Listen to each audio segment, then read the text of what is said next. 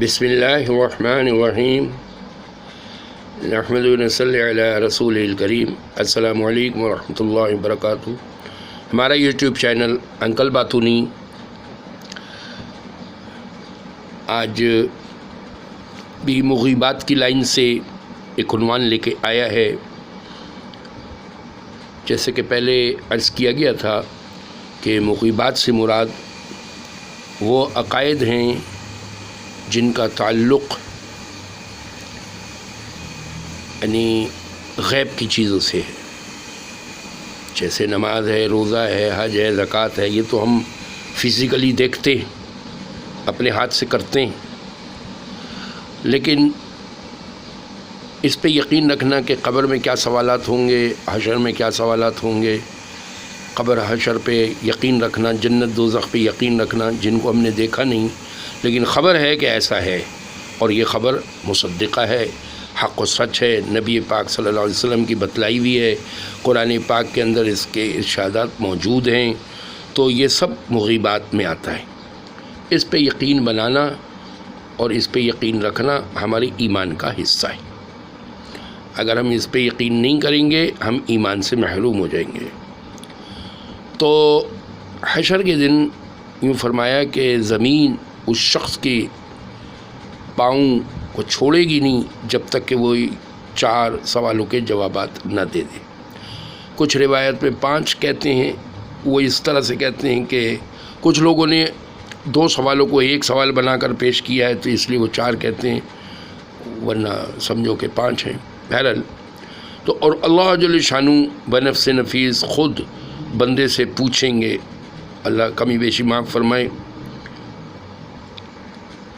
اللہ تو معاف کر ہی دیتے ہیں، لوگ نہیں معاف کرتے۔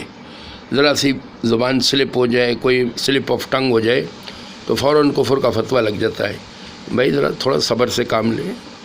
بات یہ ہے کہ یہ کفر پھیلانے کے لیے تھوڑی محنت ہو رہی ہے، یہ تو اسلام کو پھیلانے کی محنت ہو رہی ہے، یہ تو ایمان کی محنت ہو رہی ہے۔ تو یہ کیسے ممکن ہے جو ایمان کی محنت کر رہا ہے وہ کفر بکے جان بوجھ کے؟ وہ تو بعض اوقات کوئی ایسی بات ہوتی ہے جو کم علمی کی وجہ سے بعض دفعہ ایسا ہو جاتا ہے۔ بعض دفعہ بڑے بڑے علماء کو ہم نے تقریر میں سنا ہے کہ فرعون کی جگہ موسیٰ نکل رہا ہوتا ہے، موسیٰ کی جگہ فرعون نکل رہا ہوتا ہے۔ وہ ہوتا ہے، انسان جب جوش خطابت میں ہوتا ہے تو وہ سوچ سمجھ کے یہ بات نہیں کہہ رہا ہوتا ہے کہ میں ایسا کہہ رہا ہوں، وہ یوں کہہ لیجئے بھولے سے ہو جاتا ہے ایسا۔ خیر، قصہ مختصر، اللہ جل شانو بندے سے پوچھیں گے تم نے اپنی زندگی کس مشغلے میں گزاری؟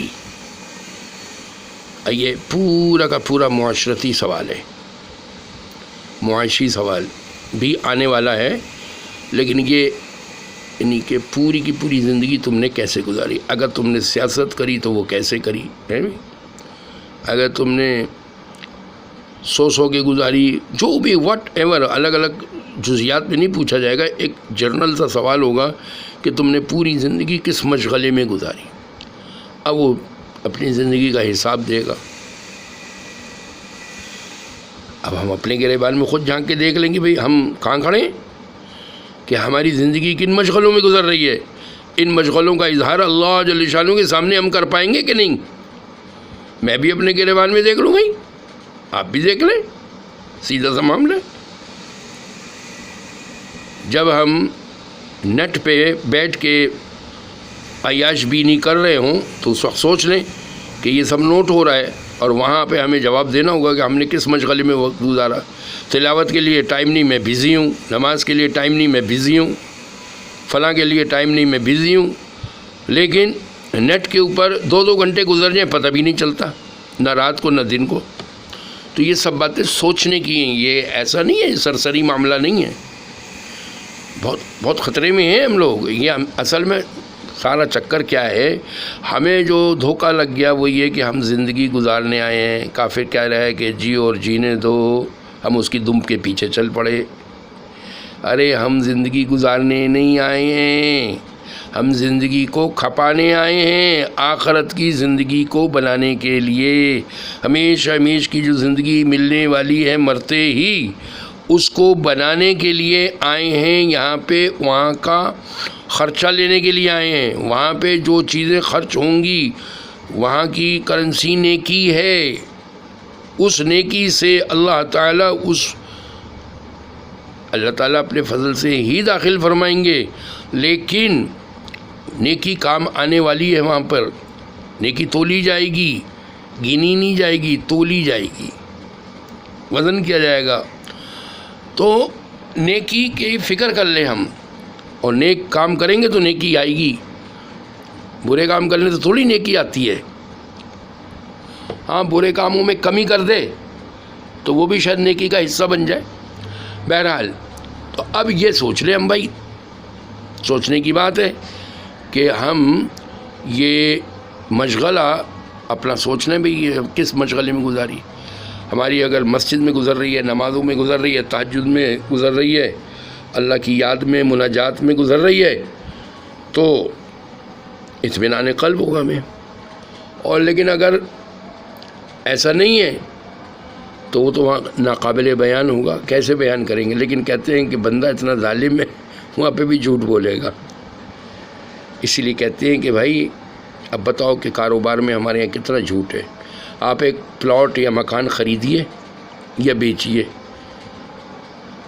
کیا کہتے ہیں، لگ پتہ جائے گا، ہاں مارکیٹ کا حال، آٹے دالے کا بھاؤ معلوم ہو جائے گا، کتنا سفید جھوٹ بولا جاتا ہے، کس طریقے سے اپنی چیزوں کی خامیوں کو چھپا کر مارکیٹ میں چیزیں لوگوں کو بھیڑائی جاتی ہیں۔ تو بھائی بہت یہ سب پوچھا جائے گا وہاں پہ۔ اچھا جی، پھر دوسرا سوال ہوگا کہ کہاں سے مال کمایا۔ ہاں ایک تو یہ سوال ہو گیا کہ زندگی کیسے مشغلے میں، پھر دوسرا سوال ہوگا جوانی کس مشغلے میں گزاری۔ اب بتائیے کہ زندگی میں جوانی نہیں آتی کیا؟ جوانی زندگی کا حصہ ہے نا، لیکن اللہ جل شانہ جوانی کے بارے میں کیا کہنا چاہیے، خصوصی طور پہ الگ سے پوچھ رہے ہیں۔ اس کا مطلب یہ کہ جوانی بہت اہم ترین حصہ ہے۔ ویسے بھی ہمارا مشاہدہ ہے، جتنے بھی NGOs ہیں، جتنی بھی دنیا کی تنظیمیں ہیں، اور جتنے بھی دنیا کے سیاستدان ہیں، جوانوں کو ہی گھیرتے ہیں اور اپنے مقاصد میں استعمال کرتے ہیں۔ تو ہمارے جو تبلیغ والے ہیں ان کو بھی محنت کرنی چاہیے بھی جوانوں پہ، کہ جوان جو ہیں سرمایہ ہوتے ہیں قوم کا، تو جوانوں پہ محنت ہو گئی، جوانوں کو باطل کی گود میں جانے سے بچایا جائے، چونکہ جوانی کا سوال ہونا ہے، پوچھا جائے گا کہ جوانی کس مشغلے میں گزاری۔ ہاں جوانی کس مشغلے میں گزاری، کیا کہہ رہا ہے وہ ظالم باطل، کیا کہہ رہا ہے؟ زونگ والا، جیز والا، اور پتہ نہیں کون کون سی کمیونیکیشنز کمپنیز ہیں گی، کہ رات شروع بات شروع، واہ واہ، جو سوتا ہے وہ کھوتا ہے، واٹ نان سینس۔ جوانوں کو تباہ کرنے کا فل پیکج۔ اپنے جوانوں کو بچا لو بھائی، جوانی کا سوال ہونا ہے، اور جوان خود بھی باشعور ہوتے ہیں، اپنی جوانی کی حفاظت کر لیں۔ اس جوانی کا حساب ہونا ہے، اللہ جل شانہ پوچھیں گے جوانی کس مشغلے میں گزاری۔ اپنے مشاغل پہ نظر ثانی کر لیں ہم۔ اللہ مجھے بھی اس کے توفیق دے کہ جوانوں میں محنت کر کے جوانوں کی جوانیاں محفوظ کرنے کی کوشش کریں ہم۔ اور بھائی تیسرا سوال ہوگا کہ مال کہاں سے کمایا اور کہاں خرچ کیا۔ یہ وہ دو سوال ایک ساتھ، کچھ لوگ اس کو الگ الگ گنتے ہیں، کچھ لوگ ایک ساتھ گنتے ہیں۔ مال کہاں سے کمایا اور کہاں خرچ کیا۔ دیکھیں 4 طبقات ہیں، کچھ لوگ حرام کماتے ہیں، حرام پہ خرچ کرتے ہیں، کچھ لوگ حلال کماتے ہیں، حلال پہ خرچ کرتے ہیں، اور 2 طبقات بڑے کنفیوز طبقات ہیں۔ کچھ ایسے ہیں کہ جو حرام کما کے حلال پہ خرچ کرتے ہیں اور دل کو تسلی دیتے ہیں کہ ہم نے تو بھائی مسجد بنوا دی، اور کچھ حلال کما کر حرام پہ خرچ کرتے ہیں۔ یہ سب سے زیادہ بد نصیب لوگ ہیں، یہ سب سے زیادہ بد نصیب ہیں کہ حلال کمانے میں مشقت اٹھائی، حلال کمانے میں قربانیاں دیں، اور بدبختی کی انتہا کہ بتاؤ کہ اس کو حرام پہ لے جا کے خرچ کر دیا، حد تک۔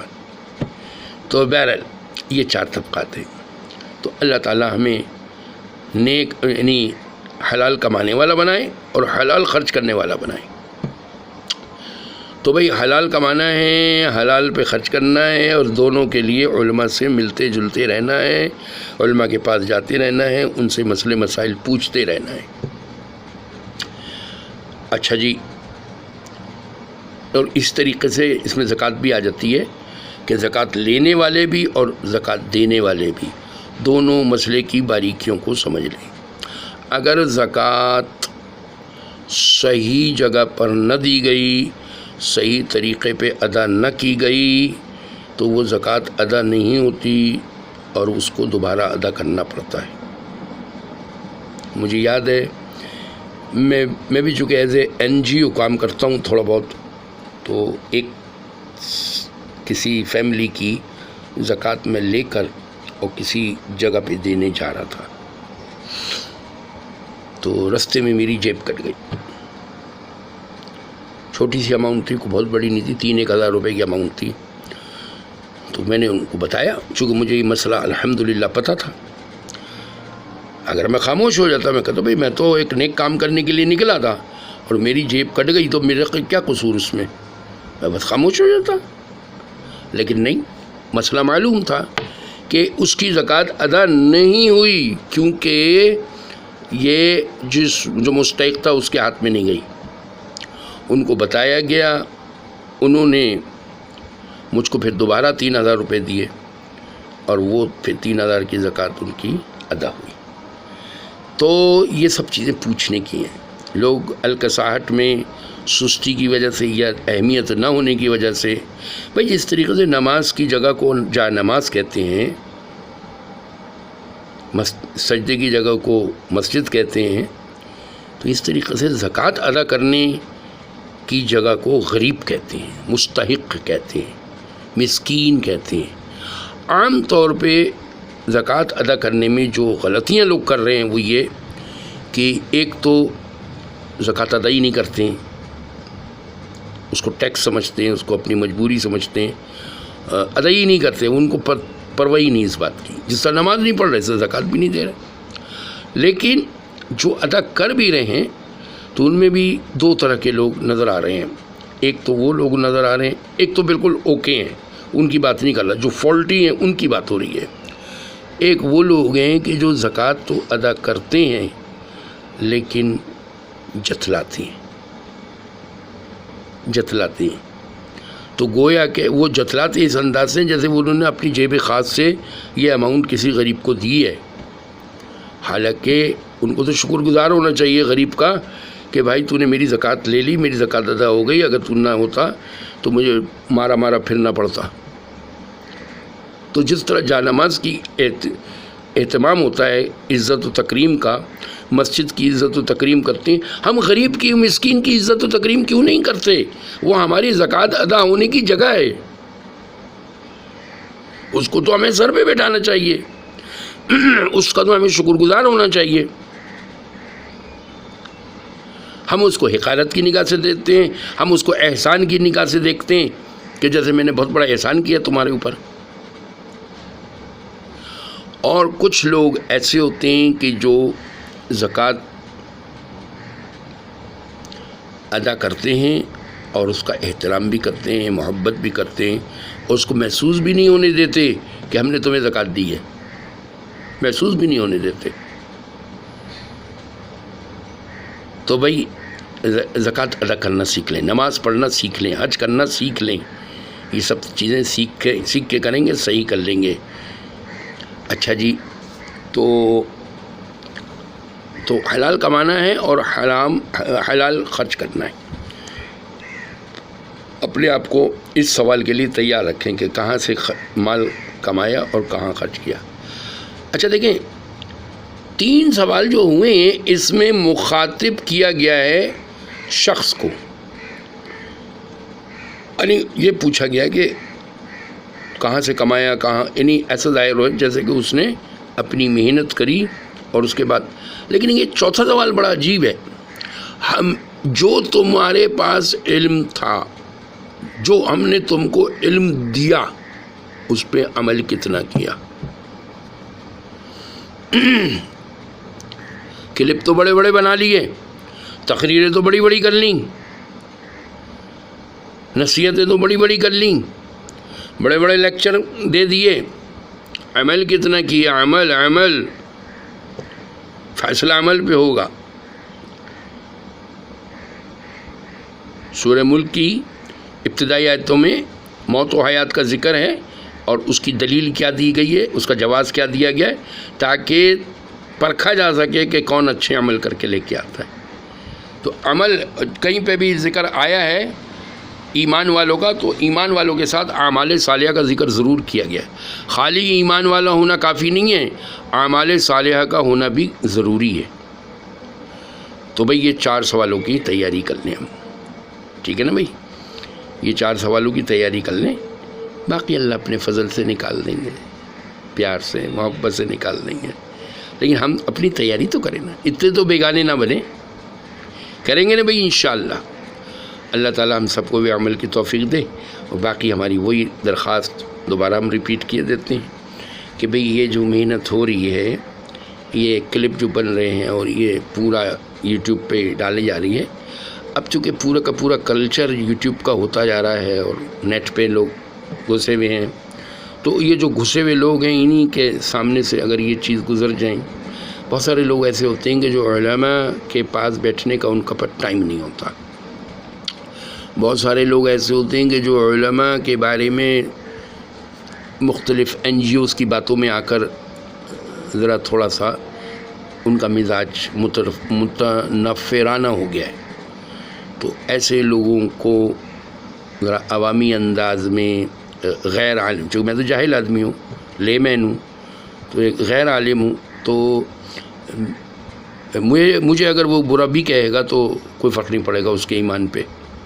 لیکن کسی عالم کے بارے میں بکواس کرے گا، بیہودہ کلمات نکالے گا، تو اس کا ایمان کو خطرہ ہے، چونکہ علماء جو ہیں وارث الانبیاء ہیں، ہاں، تو اس میں بہت احتیاط کی ضرورت ہے۔ حتیٰ کہ اگر کسی مفتی نے فتویٰ غلط بھی دیا ہے تو بھی اس کی محنت کا اجر اللہ اس کو دیں گے، اس کو اجر ہے، لیکن جس نے فتویٰ صحیح دیا اس کو ڈبل اجر ہے، جس نے غلط بھی دے دیا ہے تو اکیلا اجر ہے۔ ہاں، اگر کوئی جان بوجھ کے ایسا کچھ کر رہا ہے تو وہ پھر اللہ جانے، مفتی جانے، وہ پھر الگ شقے کی، وہ ہماری حیثیت ہی نہیں ہے ایسی باتیں کرنے کی، سمجھے نا؟ تو علماء کا احترام دل میں ہو، علماء کی محفل میں اصل تو یہ ہے، اصل تو یہی ہے۔ باقی یہ ہے کہ جو لوگ نہیں بیٹھ پاتے، نہیں سن پاتے، تو چلو ادھر ادھر کی اوائی توائی باتوں سے تو بہتر ہے نا کہ یہ چھوٹے موٹے کلپ سن لیے جائیں، مگر ان کلپس کو تھوڑا سا فارورڈ کیا جائے، شیئر کیا جائے، اور اس چینل کو سبسکرائب کیا جائے، اس کو لائک کیا جائے، اس کو اٹھایا جائے، اس چینل کی حفاظت کی جائے، چونکہ یہ فی سبیل اللہ بنیاد پہ ہے، نہ ہمیں آپ سے کچھ درکار ہے، نہ ہمیں یوٹیوب سے کچھ درکار ہے، ہمارا معاملہ، ہمارا پیکج تو ڈیل ہو چکا ہے اللہ سے، تو انشاءاللہ ہمیں اللہ جل شانہ اس کا اجر عطا فرمائیں گے، دنیا میں بھی عطا فرمائیں گے، آخرت میں بھی عطا فرمائیں گے انشاءاللہ۔ تو ہمیں ذرہ بھر بھی یوٹیوب سے کچھ لین دین نہیں ہے، تو ہمارے اس درخواست کو ہمارا لالچ نہ کہا جائے، بلکہ یہ اس چینل کی ضرورت کا تقاضا ہے، اس چینل کی ضرورت کا تقاضا ہے کہ اس کو اوپر لانا، اس لیے سب کچھ کیجیے، کریں گے نا بھی انشاءاللہ۔ مع السلام۔